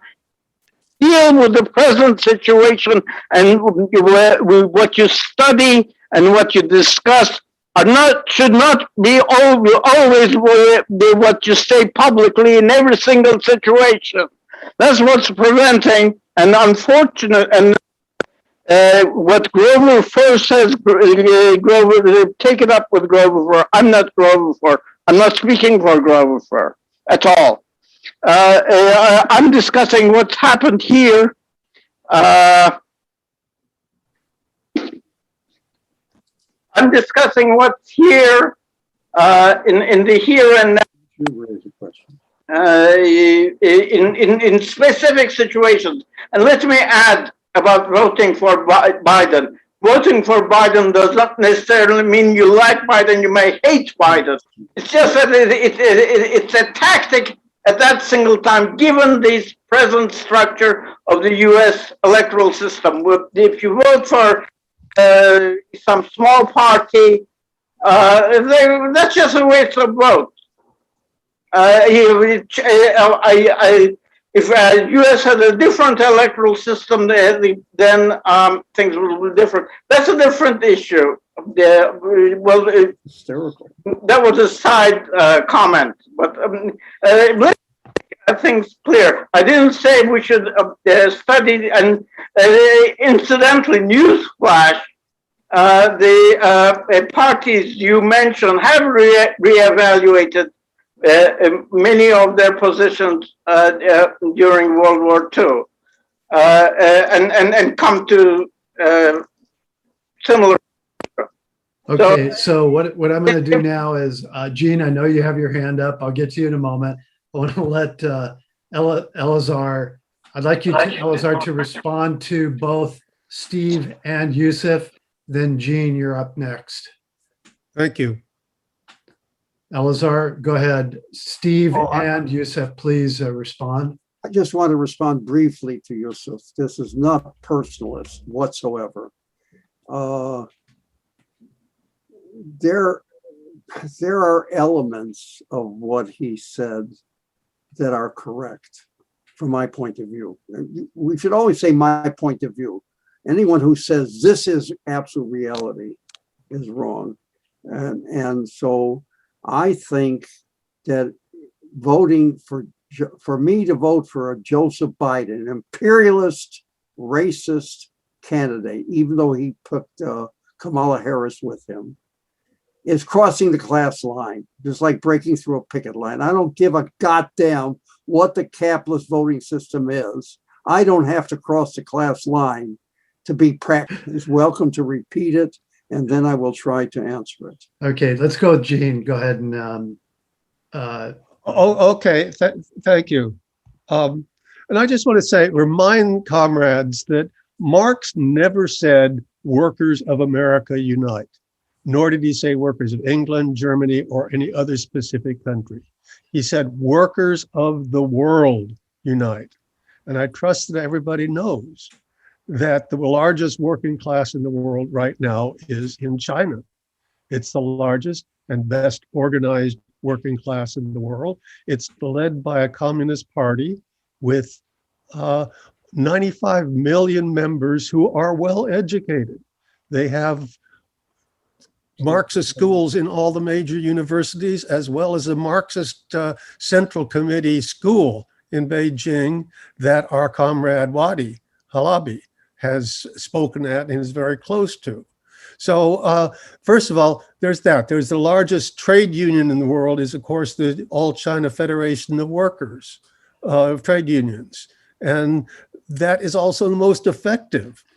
They've gained, the working class of China has had an 8-fold increase in income over the last 20 years, as well as the poorest Chinese have had about a 200% increase.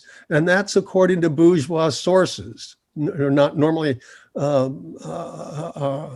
receptive to socialism. So I just want to say, I would urge people to really study what China is, what China is saying. And if you want to make concrete criticisms, that is understandable.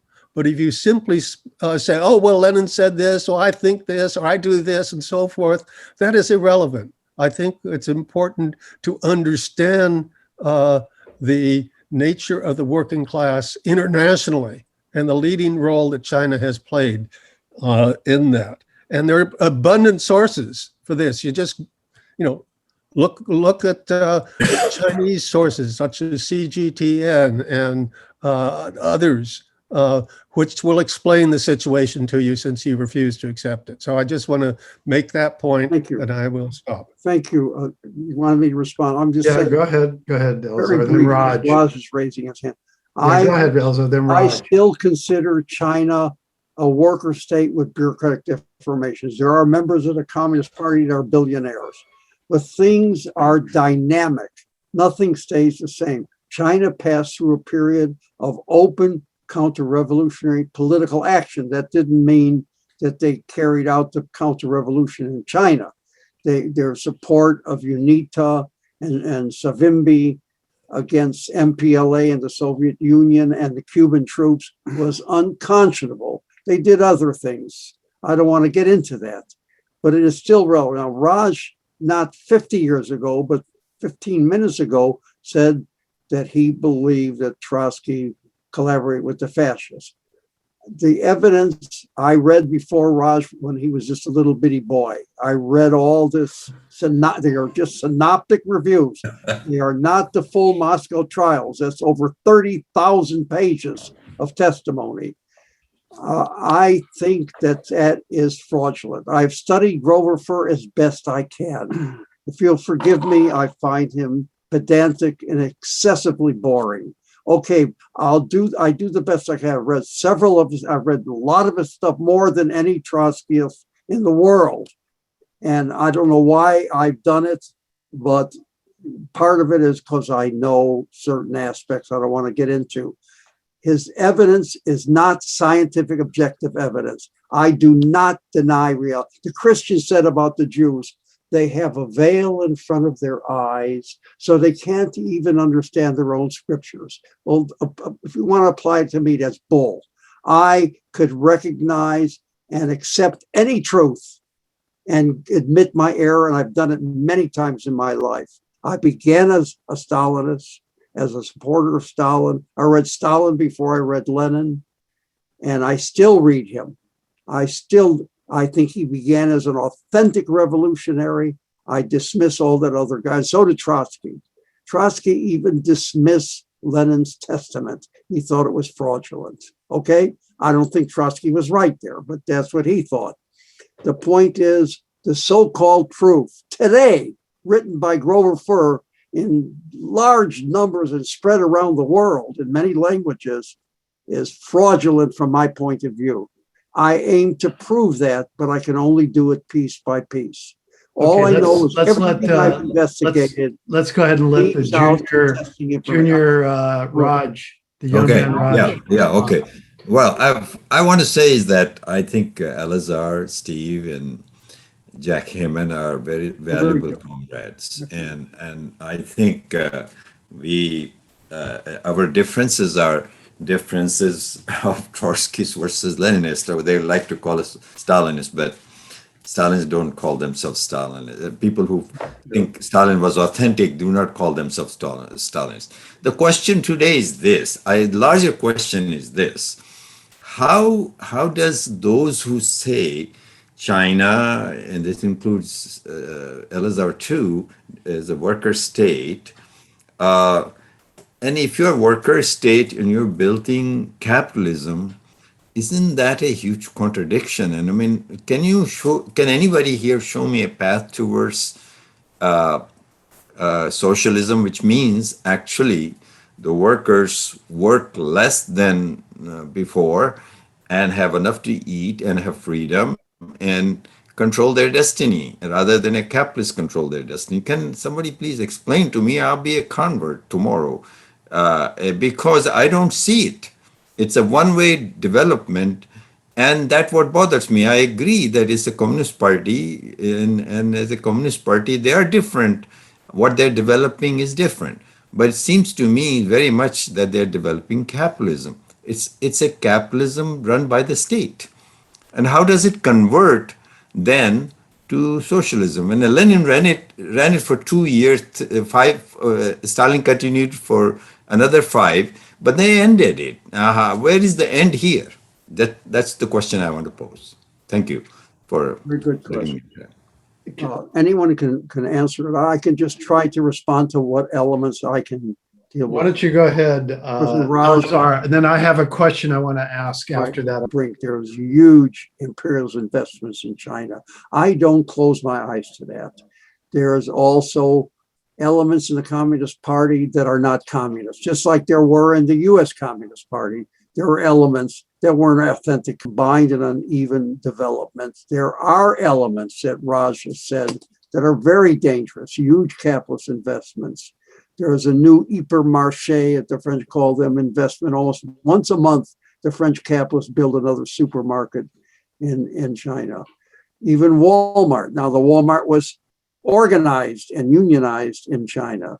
There is a change, a dynamic change in China where things that were private are being renationalized. I don't know the outcome. All I can say is until they become fully capitalist, restored, counter-revolutionary, and join U.S. imperialism, which they did temporarily against the Soviet Union, and it's not the Soviet Union, Raj called socialism in a certain period.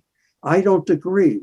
I think it was also a worker state with severe deformations. For example, in April 1935, they passed what's supposed to be socialist, right? They passed a law making 12-year-olds capable of being executed. It was the juvenile delinquent law. Now, some connect this to how they got people like Kamenev to confess because he had 2 sons. Both were executed later. Now, there is no proven guilt. Now, I think Kamenev and Zinoviev had terrible weaknesses, but there is no physical proof of that they were involved in a Kirov assassination whatsoever. Okay, and I've read Grover Furr on that. I've read Leno on that. I agree with Yusuf on this, that those pouring through those books might be a bit out of date, but I don't think it's irrelevant. Okay. Since someone is fighting to reestablish that Grover Fur and has a worldwide audience, including penetrating in DSA, therefore it can't just be ignored, Yusuf. I didn't want it. I'm sorry in a way that I started with this thing with Fur, because it's not magisterial reading like he claims that J.R. Getty's Purge book about the origin of purge is magisterial, but he doesn't like J.R. Getty's next book, The Road to Terror. See? Can I ask you a question? I haven't asked a question yet. Elazar, can you comment on January 6th? I don't know enough about it. I do know that, listen to this, my girlfriend thinks it was Antifa. Now, I know that's bullshit. Excuse my language. I'm sorry for the language. It's bull. Antifa is a disorganized thing, but it's anti-fascist all over the world, in Germany especially. I showed her pictures of the demonstration. They're interracial, in any event. So I can't really say. Okay. I consider that proto-fascist elements, including two rabbi sons, were involved in this thing. Trump triggered it. I don't agree that Trump is a Hitler. I think Trump is a typical American racist bigot that was stirring up these people, the Proud Boys, on and on. And some of these people are murderers. Okay, so I can't definitively analyze. I think Steve thinks it as a fascist mobilization. I think there were fascist elements in it. But fascism to me is when the group reaches strength where it can actually launch physical attacks on the working class. Until it does that, I call it proto-fascist. Maybe that's out of date. Maybe that's irrelevant, but that's my model of fascism. And I'm willing to listen to other people on that. So can I Richard W. has had his hand up. And then we need to wrap this up, this part of it. So Richard, then we have Steve. Okay, so those will be the last two. Is anybody else? Okay, Richard. Oh, okay. I just like to say Francisco hasn't spoken. Can I, Richard? Can I put you on hold? Go ahead, Francisco. Oh, thank you. I have a question regarding to China, because I generally agree with China is a kind of like workers and peasant state, the former state. Because it's not only the economy that China is promoting all over the world, if not as well its own political international politics. For example, no long ago, like few months ago, we faced kind of like a rebellion in Myanmar, where China had or held like a really international support to the coup junta militar or military organization that took power anti-democratic, in Myanmar. And China support a political this junta. So it's not only the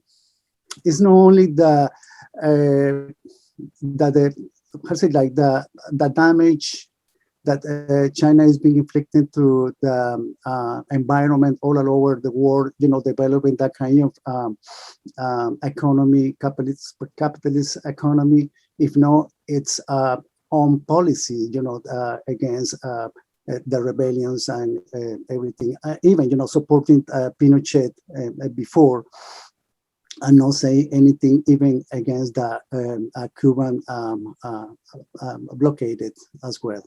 That's all. Okay, Richard W. followed by Steve, and we're getting close to 1 o'clock. But Richard, go ahead. Yeah, first I wanted to say that I subscribe to the what's called the interpenetrating modes of production theory of capitalist development, and basically that that says that there is no real pure, capitalist to socialism. That in fact there may be elements of capitalism even in a socialist state, And this is directed primarily at Raj. The second thing is that about 6 months ago, or toward the beginning of the year, I think, Monthly Review had a couple of very good articles in which they discussed the evolution of Chinese political thought and economic thought. And one of the things they pointed out was that nowhere, not even from the initial more water of China, did they ever say that they were a purely? It was always a socialist with Chinese characteristics, and they never ever, to the best of my knowledge, disavowed. That they would allow capitalism if it benefited the society, and they basically, remanded. And Eugene, you can correct me if I'm wrong here. He knows this stuff better than I do, but they basically, are reserved to themselves 4 sectors of the economy. The finance, the railroads. Anyways.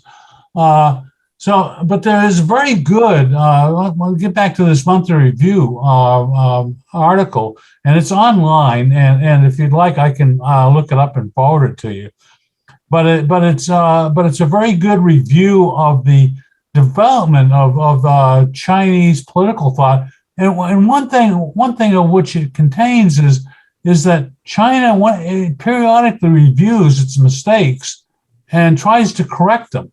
And that's why you see it. That's why you see them sort of veering back and forth. So I'll leave it to somebody else to chime in.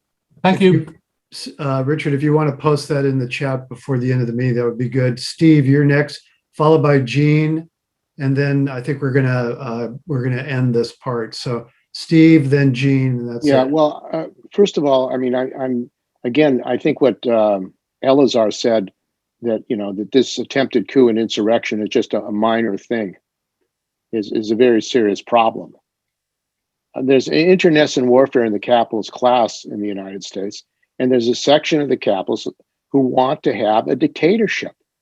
I don't know where Elazar is, frankly. If there had been, if they had stopped the counting, if they had stopped the certification of the vote, Trump would probably still be in office.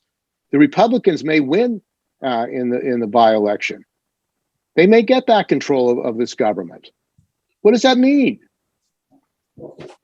It doesn't mean, we should support Biden and the Democrats, but it does mean we're going to have a different form of rule in this country.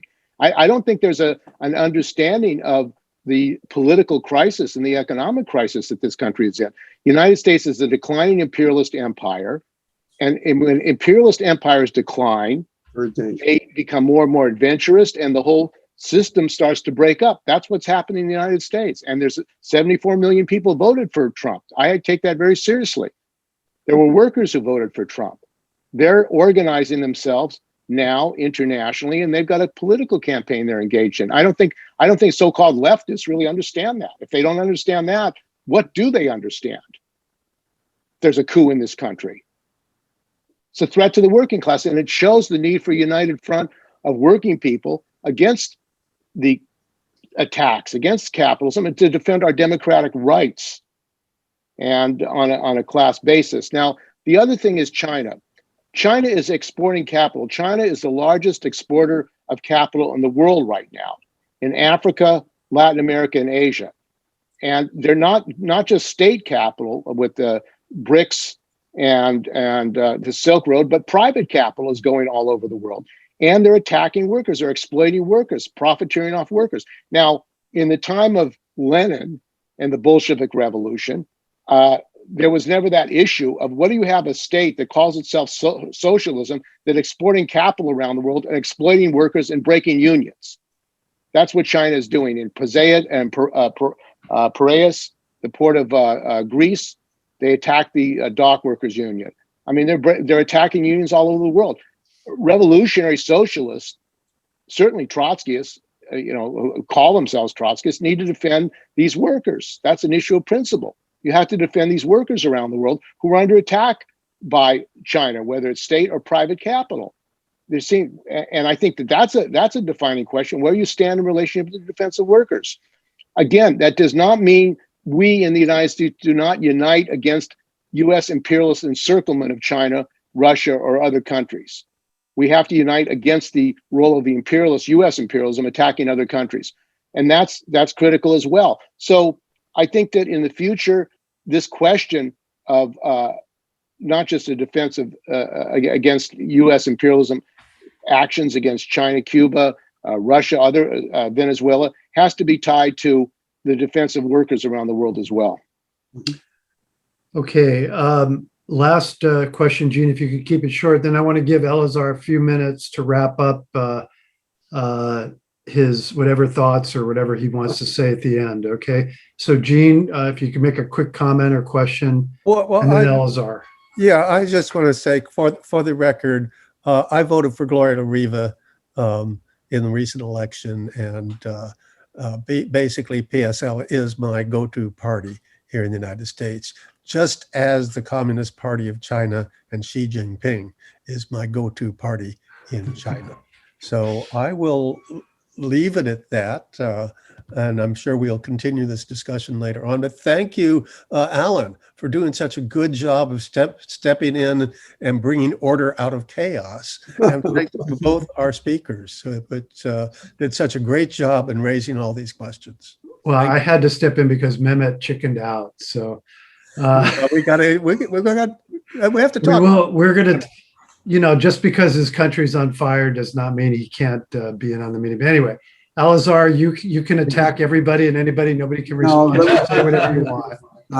My purpose was not to attack anyone. I know. I'm teasing. Go ahead. And even Grover Furr, when I found out that Ron Radosh, the ex-communist apostate, attacked Grover and said he was ramming his ideas down a student's throat and didn't let them express their own ideas and was hated by the students because he was trying to get Grover fired. I accidentally, complaining about that at the Med, saying, here we have the speaker at the library and he's under threat by this former apostate communist. And the kid says, Michael Powers says, he was my teacher at Montclair. I said, did he deprive you of talk? No, we had free discussion. I didn't know that he had invited Lenny Brenner, a dissident Trotskyist, to speak to his class. So I said, Michael, could you go to Grover's presentation on Khrushchev Live? Yes. The night before, I called him, made sure he go. I want to tell you, I wasn't even there. I was doing a bourgeois thing. I had paid money and signed up for a bridge tournament. But Michael Powers went because I asked him to defend Grover Furr's rights. And that's what I stood by. I was never unprincipled attacking anyone. Okay, so let me leave. First of all, I'm 88 years old. This is my final presentation. I know Raj said someone there at 90 spoke. I've reached my limit.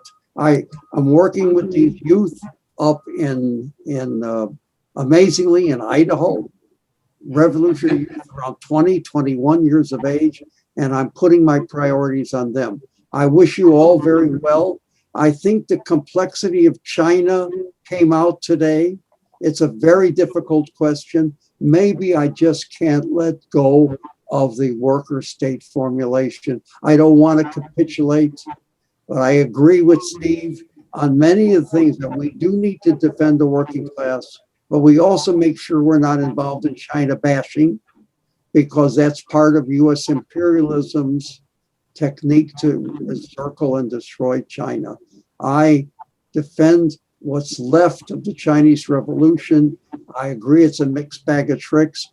I don't have all the information, but we should keep our eyes and ears open to if there's retrenchment away from their they had a much more counter-revolutionary period that they passed through when they supported UNITA against MPLA in Angola, aiding the apartheid government against Cuban troops who were the greatest fighters of all. So that's a worse period. So we must keep our eyes on there's always uneven and combined phenomena in any national movement and any international movement. Thank you very much for allowing me to speak. I hope I was rational. Thank you very much. Okay. Thank you very much. Thank you, everybody. Gene, thank you for stepping up and moderating on the fly. And I just want to encourage everybody to come back next week. We're going to have an interesting talk on the media and some of the things going on in higher education. So with that, I think I need to go, and others probably need to go too.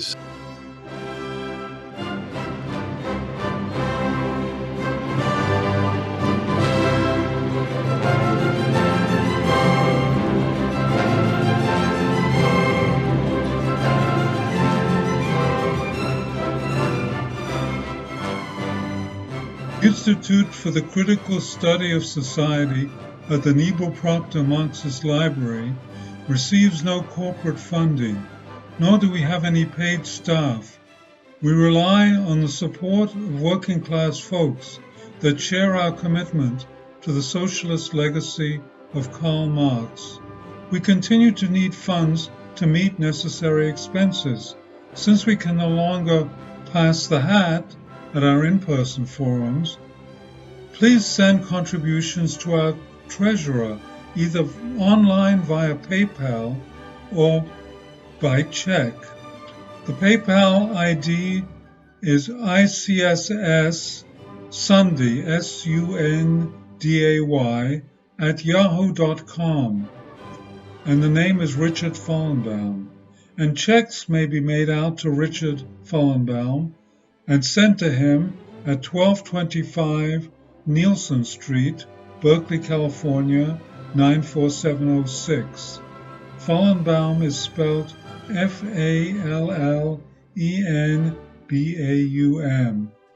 To donate directly to the Marxist Library, send a check to the Niebuhr Proctor Marxist Library at 6501 Telegraph Avenue, Oakland, California, 94609, or directly or donate online at www.paypal.me/npml. For information, write to npml at marxistlibr.org, and the website is Marxist